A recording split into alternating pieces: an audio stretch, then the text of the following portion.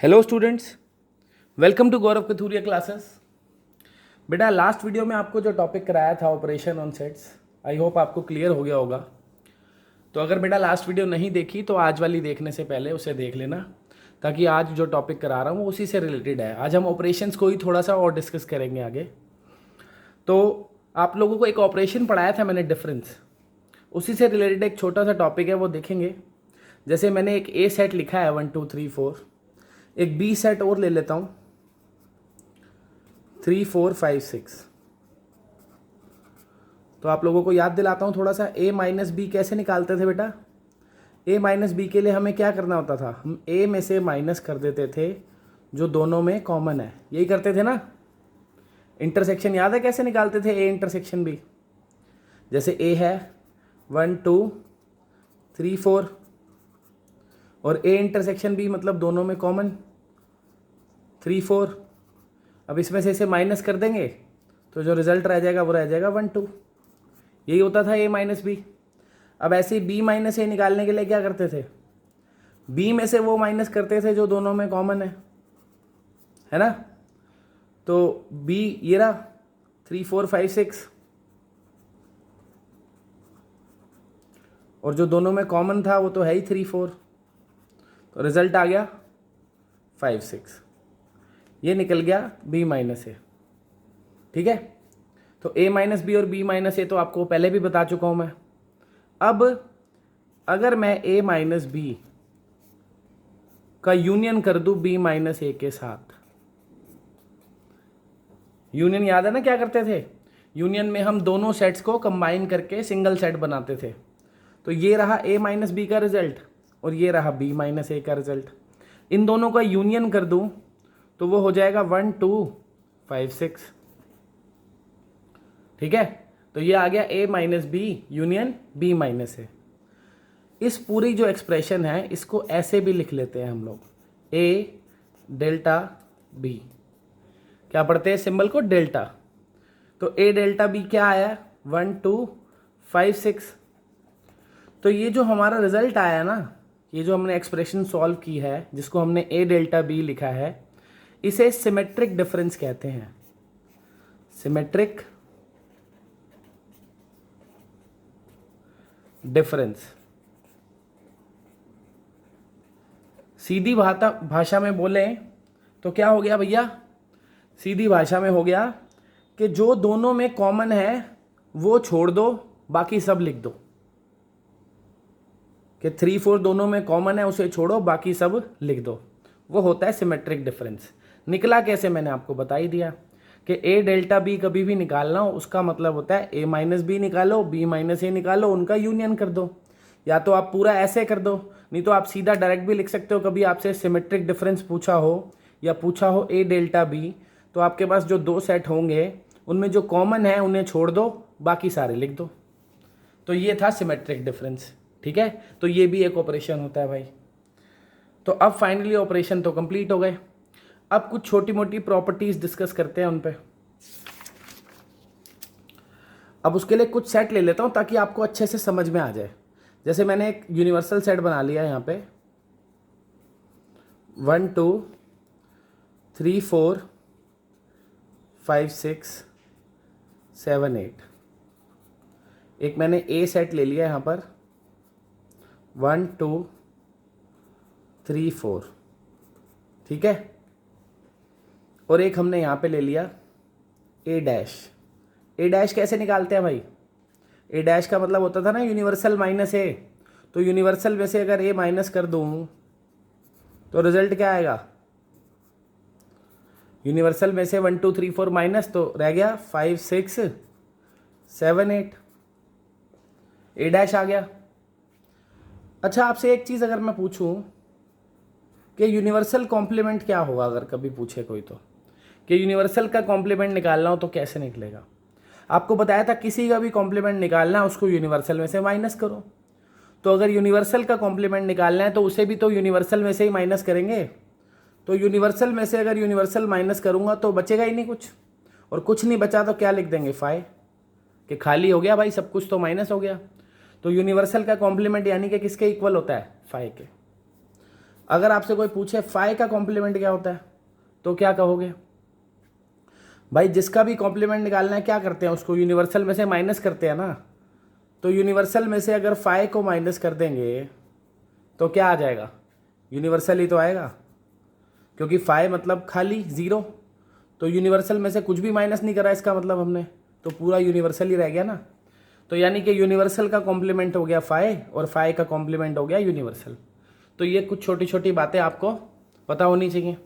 अब इस पर कुछ रिजल्ट देखेंगे हम, ठीक है। वो सिर्फ इसी सेट्स पे एप्लीकेबल नहीं होंगे, ये तो मैंने इसलिए लिख दिया ताकि आपको वो रिजल्ट समझने में आसानी हो। वैसे वो हमेशा यूनिवर्सल होंगे, मतलब हमेशा एप्लीकेबल होंगे हर सेट पे। जैसे हमें ए यूनियन ए निकालना हो अगर, तो क्या आएगा? तो ये तो बड़ी सिंपल सी बात है भाई, अगर ए का उसी के साथ यूनियन कर दूंगा तो ए ही तो आएगा, क्योंकि यूनियन में क्या करते हैं, सारे एलिमेंट्स कंबाइन करके लिखते हैं। और आपको पता है दोबारा तो कोई एलिमेंट लिखा नहीं जाएगा। तो अगर ए को ए से यूनियन करूंगा तो वही 4 एलिमेंट तो आएंगे 1 2 3 4, यानी कि ए ही आ जाएगा। तो ए यूनियन ए हमेशा क्या होता है? ए। तो बच्चे कहेंगे सर बी यूनियन बी क्या होता है? भाई वो भी बी ही होगा, कि कोई भी दो सेट का मतलब खुद का खुद से यूनियन करोगे तो रिजल्ट वही आएगा। सेम बात है अगर इंटरसेक्शन करना हो, मतलब इंटरसेक्शन मतलब क्या था? कॉमन। तो ए का खुद से कॉमन क्या है? पूरा ए और ए में क्या कॉमन है? ए। सिंपल। अगर मैं आपको कहता ए में से ए माइनस कर दो, तो भाई ए में से ए माइनस करूंगा तो कुछ तो बचेगा ही नहीं, खाली हो जाएगा। तो क्या रह जाएगा? फाइव। तो अगर ए में से ए माइनस करेंगे तो रिजल्ट हमेशा क्या होगा भाई? फाइव। अब मान लो आपको मैं कहता कि भैया ए और ए कॉम्प्लीमेंट का यूनियन क्या होगा, ये बताओ। ए तुमने निकाला हुआ है यहाँ पे, ये रहा 1 2 3 4, है ना। ए कॉम्प्लीमेंट भी निकाला हुआ है, ये रहा 5 6 7 8। अब अगर ए और ए कॉम्प्लीमेंट को मैं दोनों को ऐड करके सिंगल सेट बना दूं, उनका यूनियन, तो 1 2 3 4 5 6 7 8 सारे ही आ जाएंगे। और वैसे भी अगर आप देखो थोड़ा, अगर आप कॉमन सेंस यूज़ करो, यहाँ पे ए डैश है यूनिवर्सल माइनस है और ये ए है, दोनों को ऐड करूँगा तो भैया यूनिवर्सल ही तो बचेगा, क्योंकि सारे एलिमेंट आ गए वापस। तो ए यूनियन ए डैश हमेशा क्या होगा? यूनिवर्सल, है कि नहीं। मान लो हमें करना होता ए माइनस ए डैश, ए में से ए डैश को माइनस करना है, ठीक है, या फिर ए डैश में से ए को माइनस करना है। तो कैसे करेंगे? इससे पहले एक चीज़ समझते हैं कि भैया ये बताओ ए डैश और ए में कॉमन क्या है? बी नहीं, ए डैश और ए में क्या कॉमन है? तो ए डैश और ए में कुछ कॉमन दिख रहा है क्या? होता ही नहीं है, क्योंकि ए डैश में तो वो एलिमेंट होते हैं जो ए में होते ही नहीं है। तो ए डैश और ए में कभी भी कुछ कॉमन नहीं होता, तो इन दोनों में कॉमन हमेशा क्या होता है? 5, ठीक है। अब आपको ए में से ए डैश माइनस करना है। आपको बताया था कभी भी माइनस करते टाइम हम करते क्या हैं? पहले वाले सेट में से वो माइनस करते हैं जो दोनों में कॉमन है। तो ए में से वो माइनस करना है जो दोनों में कॉमन है, और दोनों में कॉमन तो कुछ है ही नहीं। कॉमन क्या है? 5। तो इसका मतलब ए में से क्या माइनस करूंगा मैं? 5। और ए में से 5 माइनस करूंगा तो मतलब कुछ माइनस ही नहीं करा ए में, तो ए ही आ जाएगा ना एज इट इज। समझ गए ना भाई, कि जब माइनस करना होता था तो पूरा सेट थोड़ी माइनस कर देते हैं, पूरा सेट तो हो ही नहीं सकता माइनस। जब भी हमें माइनस करना होता था तो हम क्या करते थे?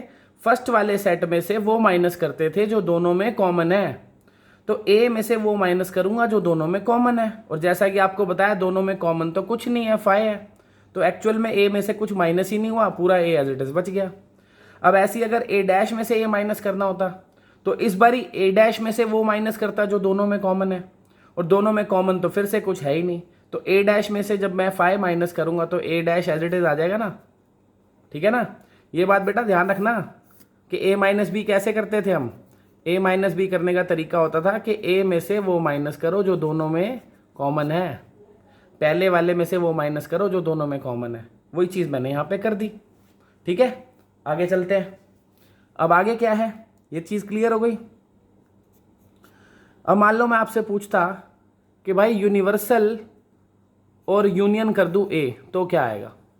यूनिवर्सल और ए का यूनियन, ये रहा यूनिवर्सल, उसमें तो पहले से ही ए है, तो अगर मैं इन दोनों को कंबाइन करके एक सेट बनाऊंगा तो 1 2 3 4 तो पहले से ही इसमें दोबारा थोड़ी लिखूंगा।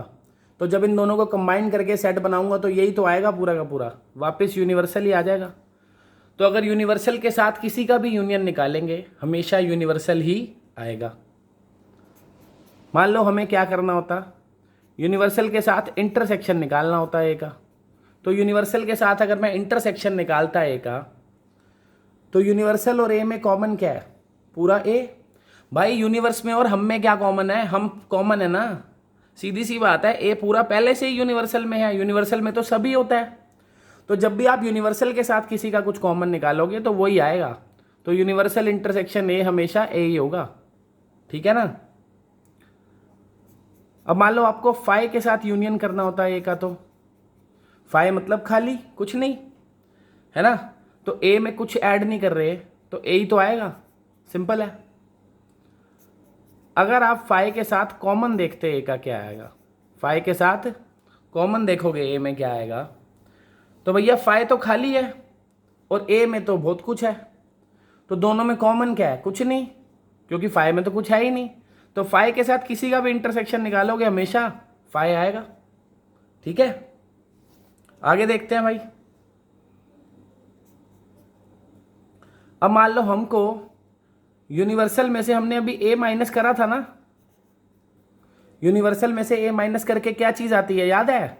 यूनिवर्सल में से ए माइनस करके क्या आता है, ए डैश, पता है ना। और ऐसे ही अगर मैं यूनिवर्सल में से ए डैश माइनस कर दूं तो ए आएगा, ऑब्वियस है कि नहीं भाई। ए और ए डैश का सम इज यूनिवर्सल, तो एक माइनस करूंगा दूसरा आ जाएगा। अगर यूनिवर्सल में से ए माइनस करते हैं तो ए डैश आता है, ऐसे ही ए डैश माइनस करेंगे तो ए आएगा। अच्छा, अगर आपको कोई कह दे कि भैया ए में से यूनिवर्सल माइनस करके दिखाओ, तो ए में से यूनिवर्सल माइनस करने में कौन से मंत्र पढ़ने हैं भाई। ऐसा तो नहीं है कि यूनिवर्सल बड़ा है तो ए में से माइनस नहीं हो सकता, ऐसा कुछ नहीं है भाई, माइनस हो जाएगा, क्योंकि पूरा सेट थोड़ी माइनस करना होता है। जब हमें ए में से यूनिवर्सल माइनस करना है तो एक्चुअल में हमें करना क्या है, हमें ए में से वो माइनस करना है जो दोनों में कॉमन है, पता है ना। अगर इसको यूं भी लिख सकते हो आप कि ए में से माइनस पूरा यूनिवर्सल नहीं करना, ए में से वो माइनस करना है जो दोनों में कॉमन है, दोनों का इंटरसेक्शन है। और ए और यूनिवर्सल में कॉमन क्या होता है, अभी तो बताया था ए पूरा ही कॉमन होता है।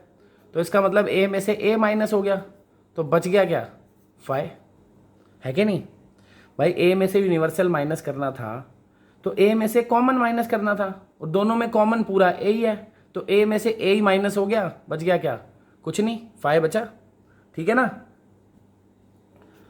ऐसे ही मान लो हमें फाई में से ए माइनस करना हो, तो बच्चे कहते हैं 0 माइनस ए आ गया।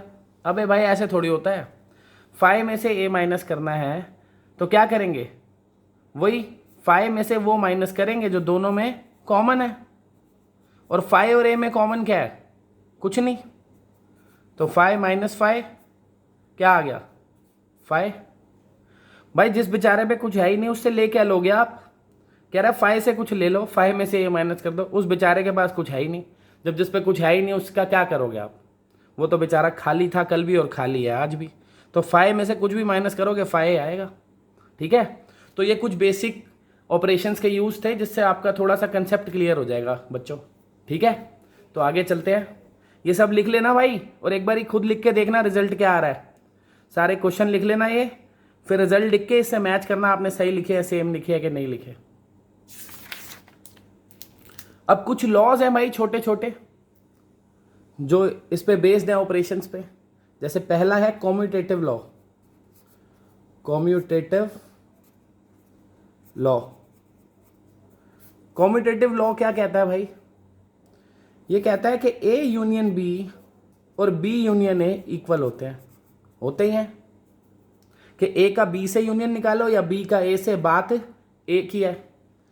सिमिलरली ए का बी से इंटरसेक्शन निकालो चाहे बी का ए से इंटरसेक्शन निकालो, बात एक ही है कि नहीं।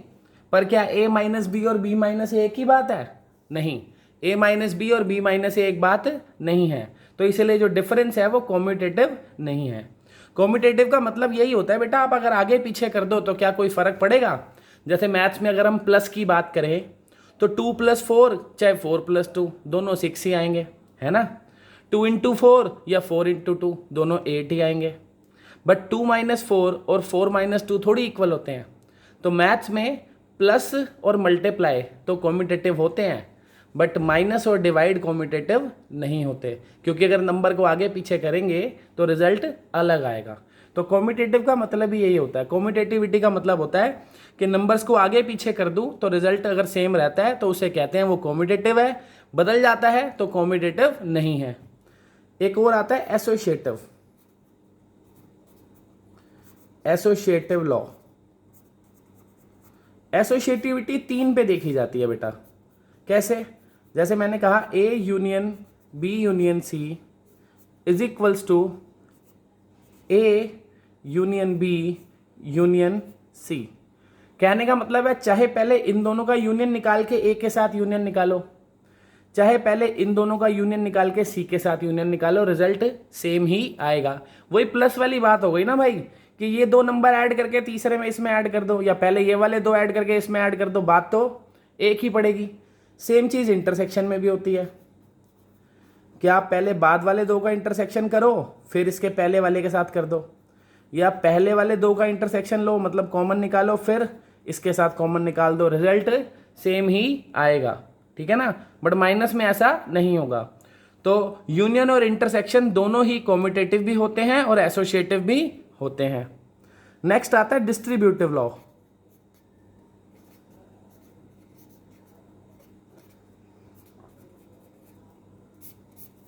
तो डिस्ट्रीब्यूटिव लॉ क्या है भाई? डिस्ट्रीब्यूटिव लॉ कोई बहुत मुश्किल चीज नहीं है, छोटी सी बात है। आपने मैथ्स में ये पढ़ा है ना, जैसे 5 × 6 + 7 लिखा होता है, तो आप इसको लिख सकते हो ना 5 × 6 + 5 × 7। तो ये क्या करा है? ये हमने डिस्ट्रीब्यूट ही तो करा है 5 को अंदर, 5 को 6 से भी मल्टीप्लाई कर दिया, 5 को 7 से भी कर दिया। इसी को कहते हैं डिस्ट्रीब्यूटिविटी। मतलब अगर आपके पास कभी लिखा हो ना A union B intersection C, तो आप इसको क्या लिख सकते हो? इसको आप लिख सकते हो A यूनियन B